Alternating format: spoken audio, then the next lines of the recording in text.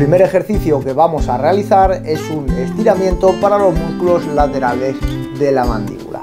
Lo único que vamos a tener que hacer es abrir todo lo que podamos la boca durante al menos 20 a 30 segundos de esta manera. Voy a mostraros una visión lateral para que podáis ver mejor cómo se realiza este estiramiento. Si utilizas las manos, vamos a ir a la vez que apretamos un poco hacia adentro, deslizando hacia abajo para fomentar el estiramiento y además añadir un pequeño automasaje.